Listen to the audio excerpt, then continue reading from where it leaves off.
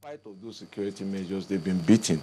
And sometimes security is not in your face, really, to be effective. Security is there watching over you like Big Brother and making sure that nothing goes wrong. So they won't see all of the things we're putting in place. We're working, we're developing new architecture around all of those public places. And I think the things that happen really are that in the places where we can take control, in the places where the mall owners and all of that, checking trucks that come in, who works where, and this is why identification of people is the first bastion of security. We must know everybody. Nobody can afford to be anonymous again. And again, I'm going to use this platform to insist and appeal that every resident in our state must register for the Lagos State Residence Registration Agency. Have an ID card, have your biometrics taken. Because that's the first line of defense for us. We must know who walked through where. There is no security system that is foolproof globally. So when it's breached, we are able to track back and say who breached it, who should not be here, who was here. Okay. Now, that would happen in all of those malls and all of those things and all of those places. But what is more important is our own vigilance. Is there a bag next to you that you can't account for? Are we more now conscious about the dangers that items like nails, bolts and nuts, hydrogen peroxide, fertilizer, cables, batteries, the risks that they pose in making very improvised explosives? Okay. Let me come in here because, we will talk about how they use the information available to them, the data collecting agencies, but tell us about the effectiveness of the security cameras, because yes, we do know they're there, but what these chaps will also try to do is to beat them. The cameras have been effective, but you see, the camera is just a device that is dependent on studio. Okay? So take off the power. Will the cameras work? So until we have reliable equipment, most of this equipment are electricity dependent or energy dependent, either by solar or by regular alternating current electricity. So until we have that, the camera... But can you see what they are recording? You need a fiber optic connection to be able to see what all your cameras are seeing.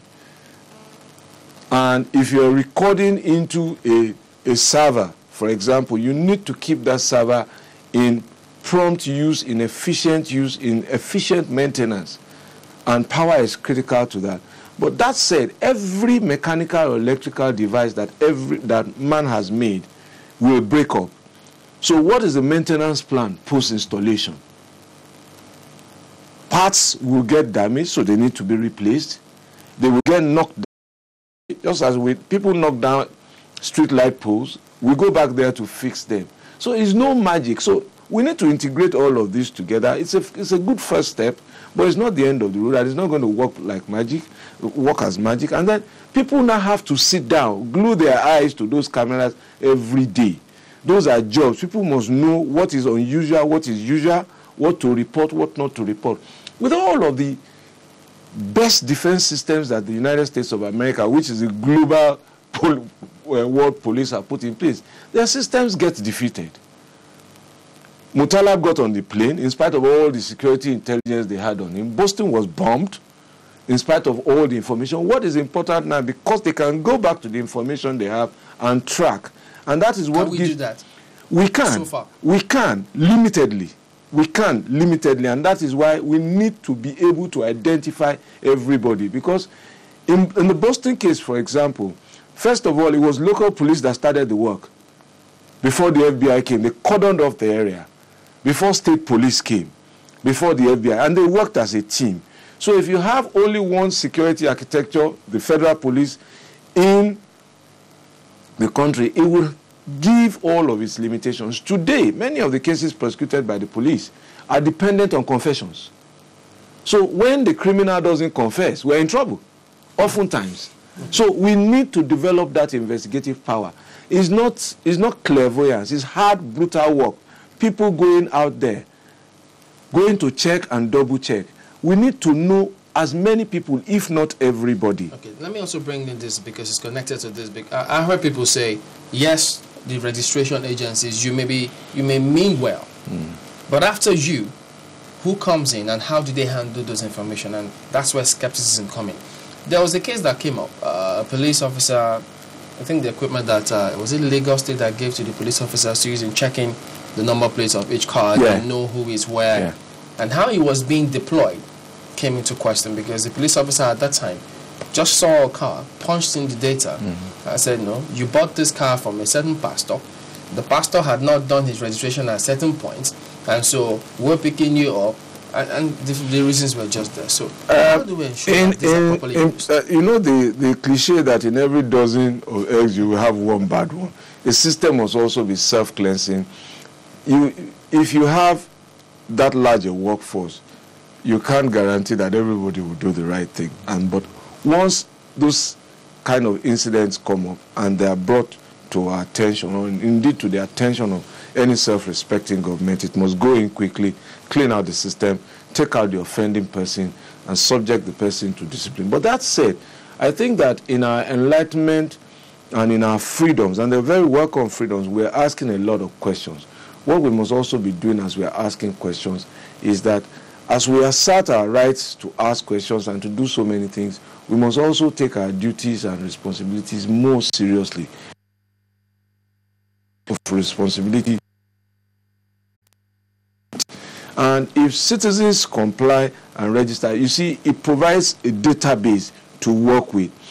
Now, I can't guarantee that somebody entrusted to that data will not abuse it, but it does not obviate the need for the data. It doesn't obviate the necessity to keep it. Now, I'll give you an example. I don't remember which country it was. Somebody who was taking DNA samples, lots of DNA samples, and a lot of people ended up being convicted as a result, because DNA is as accurate enough as you can have in terms of human specimen and samples to say this was the person who... So they had to rescind convictions made, I think, in the last 15 years from when that person had been on that, and they had convicted loads of people. But the system went in to take that person out and assume that some injustice had been done to people convicted on the watch of that lady. Yeah, but just quickly though, do you think they were putting laws in place? Do we have local laws to ensure that information collected is protected?